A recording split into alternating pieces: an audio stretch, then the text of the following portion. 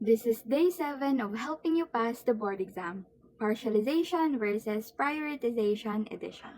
Hi everyone, this is again Maika Desenyasin, a registered social worker, and we're here again to discuss about the partialization versus prioritization. So ano nga ba ang kaibahan ng dalawang ito? This is very important kasi sa social work or kahit sa real life, hindi pwede talagang isabay-sabay mo yung mga solusyon ng lahat ng problema. So ang mangyayari niyan is kailangan pag-aralan natin yung kaibahan ng dalawang to kasi for sure, isa din ito sa mga question na lalabas sa board exam kasi nung last 2025 na umattend kami, lumabas yung dalawang to. Lumalabas yan sila sa definition of terms at saka sa situational. Kaya very important na ma-distinguish nyo yung dalawang yan para kapag dating ng board exam, hindi na kayo malito. So, tutulungan ko kayong ma-understand. So now, let's proceed on the partialization. So, ano nga ba ang tinatawag nating partialization? So, partialization is breaking down the problem. Okay, tandaan nyo or i-circle nyo yan. Ang partialization ay ang paghihiwa-hiwalay ng isang malaking problema into smaller or manageable parts. So, circle natin yung into smaller or manageable parts. Ginagawa natin to siya para hindi tayo masyadong ma-overwhelm sa laki ng problema ng ating client. Key idea lang naman na kailangan nating tandaan dito is you don't solve everything at once. You understand everything first. So, hindi mo daw kailangan isolve lahat ng isahan na. Kailangan lang ma-understand mo muna kung ano ba talaga yung problema. So, ang example niyan is isang pamilya na may problema sa kahirapan, health issue, or conflict sa family.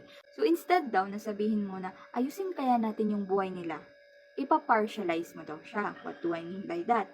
Instead na sabihin mo na, okay, general goal, ayusin yung buhay nila. In what way mo pala ayusin yung buhay nila?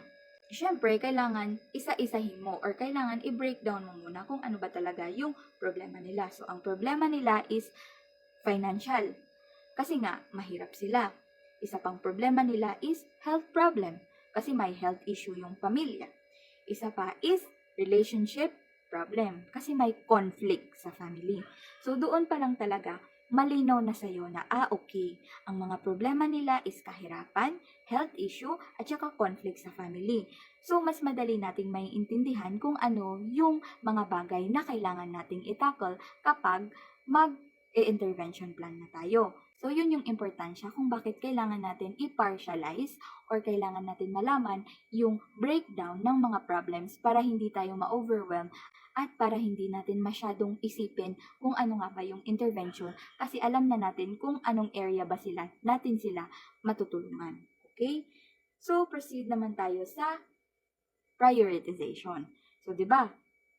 Na-partialize mo na or na-isa-isa mo na yung mga problema niya. Magpo-proceed ka naman sa prioritization. So, ano nga ba ang prioritization? Deciding what comes first. Or nagde-decide ka daw kung ano yung mauuna doon sa mga problema. So, ang prioritization ay ang pagdidesisyon kung alin sa mga problema ang dapat unahin base sa urgency or importance nito. Ano ba yung sinasabi nating urgency? Urgency is ano nga ba yung pinaka-importante dun sa problem nila? Di ba kanina may na-identify tayo na 3 problem? Kahirapan, health issue, at saka conflict sa family. So for you, ano ba dapat talaga ang i-priority natin sa problem na yon? So yun yung itatakol natin sa example niya. Ipa-priority mo ba yung health issue? Or what if unahin mo yung relationship problem? So yun, isipin nyo, ano ba yung pinaka-importante doon sa 3 problema na binigay natin sa case kanina? Diba ang pinaka-importante doon is yung health problems? Sa lahat ng board exam na iti-take nyo talaga, lagi nyong tatandaan na kapag nakakita kayo ng mga problema na ganito, ang unang-unang kailangan nyong i-tackle is yung health problems. Kung may mamamatay na ba or may sakit, may malubhang sakit, kailangan ng gamot, ganito, ganyan, pinaka-priority talaga is yung basic needs nila. Diba kasali sa basic needs ang pagkain, tubig, tirahan, ganito, ganyan. So, kasali na din doon yung kalagayan nila or yung health nila. Kailangan nating i-priority yung health problems kasi sakit is life-threatening. Ano yung sinasabi nating life-threatening pala? Life-threatening is pwedeng ikamatay ng tao. kapag hindi nasolusyonan yung problema na yun. So, yun yung pinaka-important na kailangan nating unahin. Yun yung sinasabi natin na kailangan nating i-prioritize yung life-threatening na situation. Gets ba? Hindi kasi pwede na unahin mo is yung relationship problem nila. Unahin mo pa silang pag-ayusin na pamilya kasi may problema sila. Day, yung may health issue sa kanila, mamamatay na lang, hindi mo pa naaayos yung problema nila. Kapag yun yung nasa mindset mo na, unahin ko yung problema nila sa pamilya nila kasi hindi sila okay. Tapos, may mamamatay na pala kaya sila nagkakaproblema.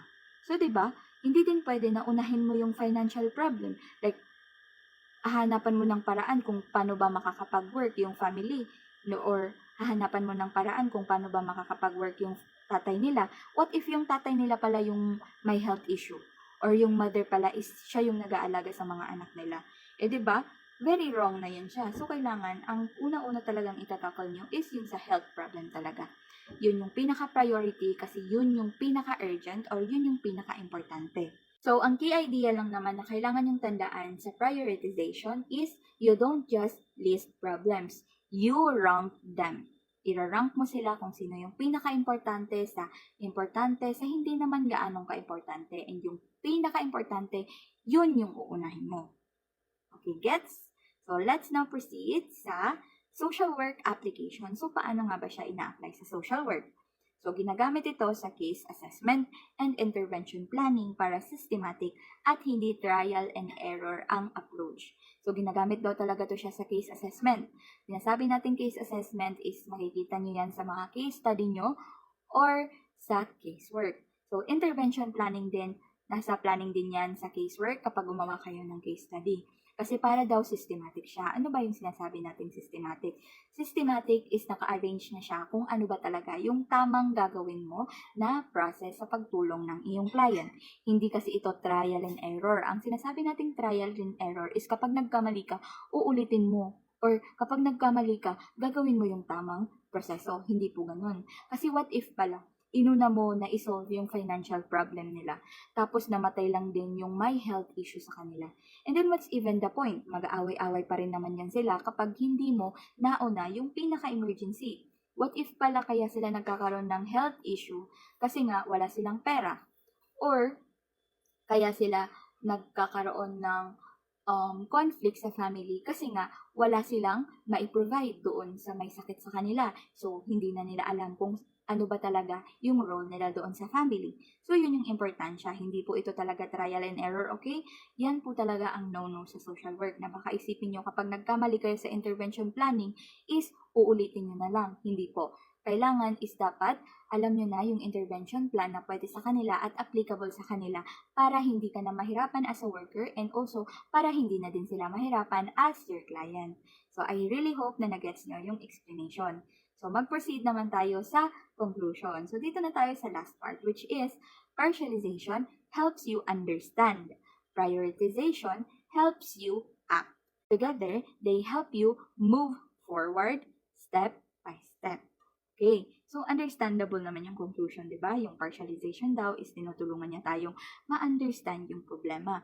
Yung prioritization naman, tinutulungan niya tayo na paano ba tayo a-act or paano ba natin gagawin yung plano. So, kapag pinagsama mo yung dalawang yan, mas matutulungan niya tayong mag-move forward sa kung anong step yung nararapat na gawin mo sa iyong client. So, I really hope that you understand my discussion for today and please leave a comment below if mas nagets niyo ba yung topic natin or mas na-confuse kayo. So gusto kong malaman if nakakatulong ba talaga tong videos ko sa inyo. Yun lang for now. Please like, follow, and also add me on your favorites para kapag may mga bagong uploads ako is unang-una kayong makakakita doon. See you on the other side, future social workers. Bye-bye!